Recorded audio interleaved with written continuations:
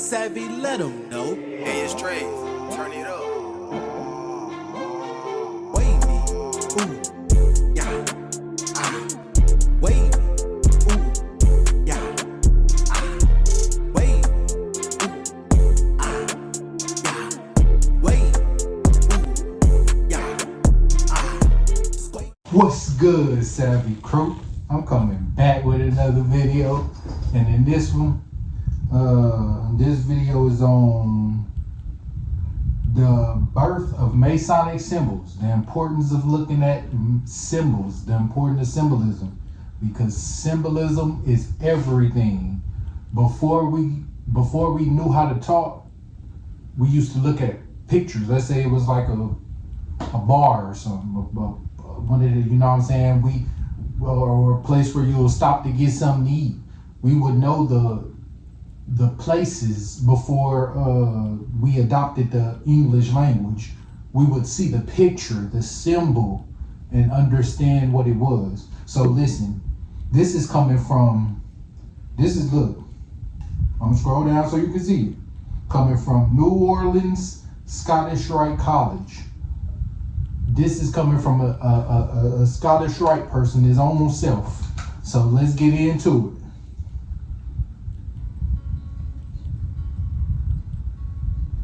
Hello, this is Michael Paul with New Orleans Scottish Rite College. Recently I read something on archaeologists making an interesting discovery. They found artwork of 3 wild pigs in a limestone cave on an Indonesian island. They dated the art about 45,000 years ago. Can you imagine that? Can you imagine what was going on when someone painted those images? What was his life like? What did he see around him? What were his thoughts? The questions are endless. The most common subject of cave art is animals. And okay, I'll just fuck that all up. But I'm trying to get better at wording, and you know what I'm saying, wording my stuff, you feel me, and kind of getting to the points more. But I forgot what I was gonna say now because of that. I didn't know that when you record a video, other YouTubers can see the video that you recorded and they copyright when they go check the analytics, okay? So I didn't know that. So he pretty much gonna see this, but I'm still gonna say what I say, you feel me? I don't care, because he put it out there. So if y'all don't really want it out there, then you shouldn't have put it out there. But because somebody like me or somebody like some of these other YouTube channels that understand and ain't in it though, but understand it, is gonna pick up on it. So hey, and that's what I did. Large animal. And I just want to say though that this coming out of a cave thing, I don't think that was necessarily. It may be everybody, but I think it's just a certain group of people. And that video is coming soon. Hand tracings and images of humans hunting wild animals are common. In still other caves, abstract patterns called finger fluting have been found. Finger fluting is when ancient cave dwellers would use their fingers to create lines and patterns in the soft sediments that line the walls and ceilings of the limestone caves. Finger fluting can be simple lines or complex patterns. But how and why did the ancient people do all this? Cave paintings were created by mixing, among other things, crushed rocks of various colors, beeswax, animal fat and blood, charcoal, berries, and plant oils. These ingredients would be ground, heated over a fire, and mixed well. The paint would then be applied to the cave walls by fingers or twigs chewed down on one end to fashion a primitive paintbrush. They discovered how. And I promise it gets a little, he's gonna get to the point. He just kind of breaking it down right now, but he gonna get to the point. It's only an 8-minute video, so, but he gonna get to the point. And yeah, I just want to say that because people really believe that we came out of caves. Now I ain't saying, listen, it would. I think they know. They know. You feel me? Especially if they up there in the ranks. You feel me? They high up in the ranks. I'm pretty sure he knows, or this dude knows, that not everybody came out. It was only even till this day that there's still that bloodline, and that's the people who run the world. But listen, that's a whole nother video. But on this with that, let me get back to it. Create Because I go off on the tangent and get the same, you know what I'm saying? shades and colors for their paintings through experimentation. As to why ancient humans created this type of art, All right, so listen up. State Farm was trying to charge me $197 for car insurance. No, thank you. well, why do we create and appreciate art today? There are many reasons. Life and death could be quick for early humans. A successful hunt that brought back a good deal of food was something for them to celebrate. So, the one who could draw recorded the event on the wall. Just like we take pleasure in a painting or a photograph of some beautiful place that we have visited or would like to visit, maybe they enjoyed remembering the good hunt.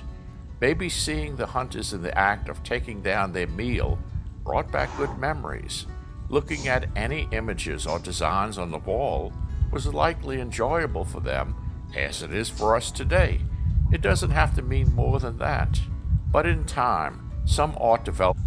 And it does mean more than that when it's, well, actually, because even McDonald's, even that symbolism, the McDonald's arch. So the symbolism is everywhere, even in Wendy's, the Wendy's logo. The symbolism is everywhere. Burger King, it's everywhere. Target, the logo Target. So symbolism is everywhere, and once you understand symbolism, you understand how important it is, especially to Masons. Into forms of communication. It is possible that early line art evolved into written language. No one is certain. Certainly, some images were placed on walls or places to be seen as signals of warning or notice about something. But structured written language is generally, and arguably, said to have begun about 5,000 to 6,000 years ago around Mesopotamia, which is present-day Iraq. Language and communication, however, can be different things. Archaeologists have shown that early humans hunted large animals in groups using coordinated attacks and tactics.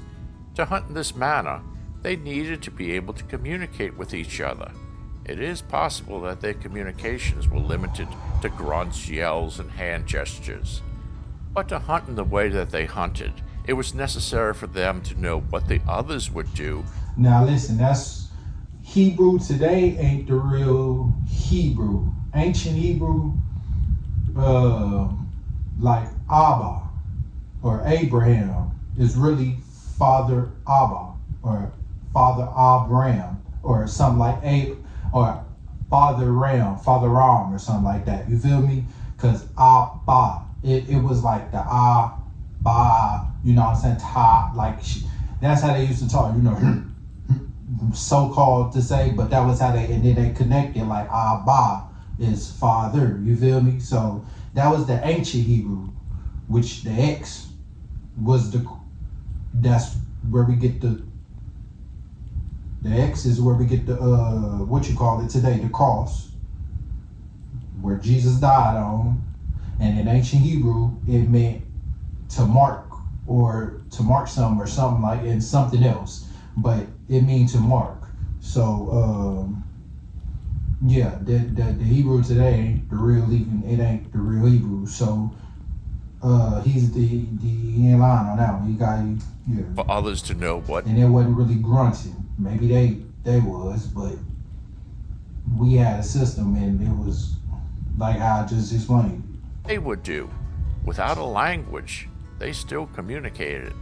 They would give some gesture or make some sound, and others knew what it meant. Another point is that while written language was invented over 5,000 years ago, how many people actually used it? Some studies show that as late as the early 1700s, the literacy rate in Europe was as low as 30%. That's 70% of the people being illiterate. By 1800, it was still only about 50%. Studies also show that in rural areas, the literacy rate was even lower. If that many could not read, how did they go about day-to-day life? Well, let's say someone was traveling and came into a town. They would need a place to stay for the night. They would see a building that had the word inn on it. That's the place. But how would they know what that meant if they could not read? They knew because below the word was an image of a bed. Need a place to eat? The sign for that might include eating utensils or a plate of food. A tavern might have a mug of ale on the sign. These were very much forms of communication that provided important information to people, but they were not words, they were symbols. Without the use of written language, information was provided and received. As Freemasons, we know well how symbols are used to educate our members. We use common images to represent moral lessons, but we were not the only ones. The Renaissance ushered in a new world of symbolic communications through European art and literature. Enlightenment was the And I just want y'all to ponder upon that image right there real quick and go to some of my shorts. And yeah, go to some of my shorts, you feel me? Cause we've been bamboozled. If you're watching it this far, I definitely thank you for that. But in this one, I'm not even really breaking down too much because you feel me. But go to some of my other videos. And the audio ain't as good as this one. It's getting better, but yeah, I ain't gonna break down too much. But you know what I'm saying? Yeah. How I explained the cross. If Jesus died on the tree, if Jesus was hung from a tree, what is the cross, and why is we worshiping? Why, you know what I'm saying? Why we worship it so much? So I just want you to ponder up on that image. And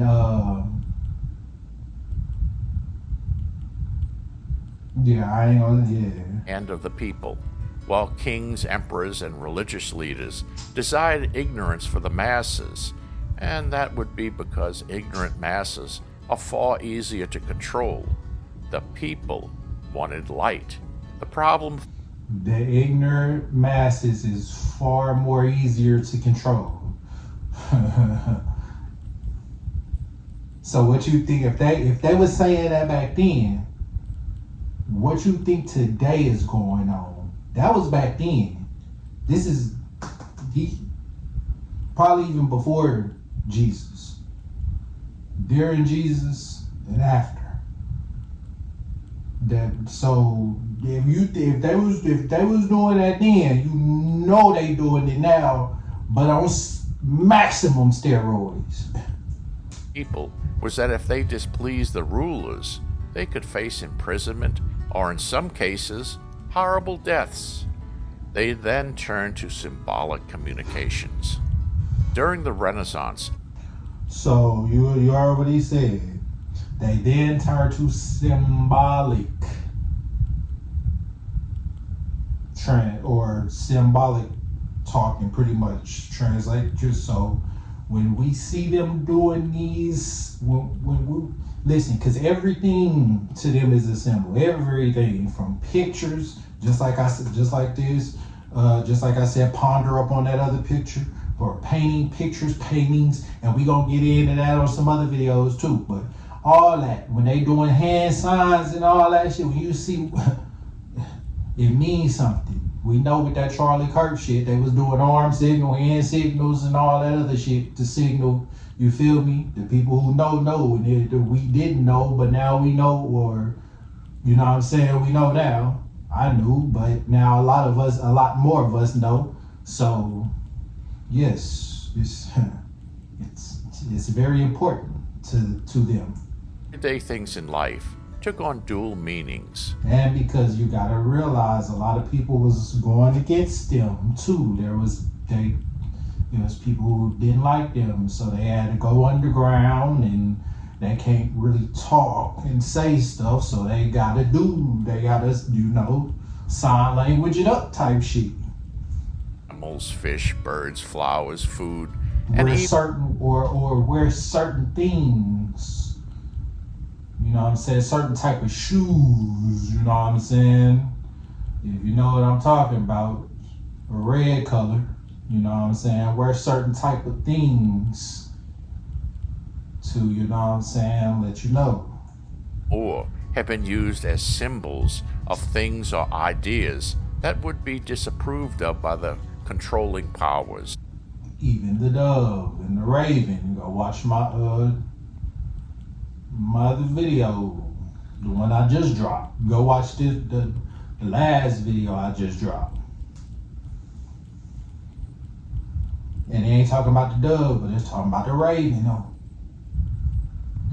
Colors played a significant role in symbolic messages, as did clothing, jewelry, shoes, all barefoot, and background settings. Art from the Renaissance period is filled to the brim with messages hidden in plain sight. Artists could communicate thoughts about religion, politics, or any aspect of life through art and remain out of trouble. And he said, communicate through art, and that's what I just said, right? We gotta look at everything, because it's everywhere. And not only that, hold on, I don't even know what I was going to say, but yes, it's everywhere. He just said so they can communicate through art, through, you know what I'm saying, whatever means they need to let other people know what's going on. In the early days of speculative Freemasonry, much of what was discussed in lodges would be acted harshly upon, and this is a reason. Oh, I was gonna say. And they said religion, though. You gotta realize when people didn't want to convert, they would get killed. So why do you think people go so hard for it today? That's all I gotta say. So much of our teachings Trauma. were accomplished using symbolism. If we look at what has become known as Masonic art, we can discover that many of our teachings are represented by items and images that should not mean anything beyond common, meaningless items that were for workers in stone. They have become much more because they have been used alongside private symbolic interpretations. So, the next time you look at a piece of art, Masonic or not, look a little closer. And if you watched it to this far, once again, thank you. But not only that, look at what this symbol is right here. This is a little nugget for the people that watched it this far. Look at this symbol right here, then go check out, go search artists doing this, or go artists with, I don't even know what it's called, but I know what's going on, you feel me? I can't really I forget names and terms sometimes, but I damn sure know, you feel me? But listen, if you're watching this and you already know, a lot of artists do that symbol right there, so yes. Why is blue used? Why are the hands held in those positions? Why is this door the only one open? It may mean more than you imagine. I hope this video. Hold on, you heard that? Hands held in those positions. Look at a piece of art, Masonic or not. Look a little closer. Why is blue used? Why are the hands held in those positions? Why is this door the only one open? It may mean more than you imagine. Why is blue used? We all know there's a photo now with Bill Clinton going around in a blue dress. It's a painting or something, or a picture, or whatever it is, but it's something. why is that door open? Or why is this door open? And you know, you gotta go through certain doors in the music industry to make it.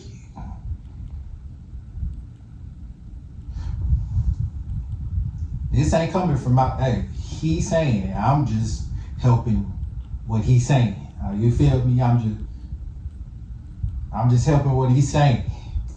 I hope this video inspires you to dig a little deeper into this subject. Well, he's telling you pretty much. He hoped this video inspired you to dig a little deeper into the subject. So he pretty much telling you, I'm just helping you now a little bit. I'm just giving you a little, you know what I'm saying, little previews of what to, look for. You know what I'm saying? Find hidden gold. Thank you for watching. If you enjoy the video, well, that's it. That's the end of that. But I'm just giving you like little preview because he said he hoped you go do some research on it. So, and I advise you to too, because like he just said, symbol is coming out of a Mason's mouth. Symbolism is everything to them. So when you see certain symbols and artists doing that and all, throwing up stuff and doing stuff, and you may expect it. This is also for the people who's like own or not really trying to call themselves a conspiracy theorist, but know about this stuff, but don't really want to believe it because it's like maybe too far-fetched, and it's like, oh, that can't really be going on.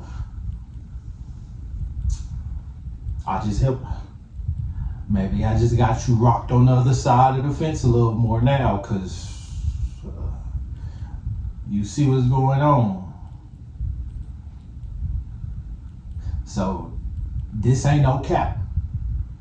This shit real life. Catch y'all on next one.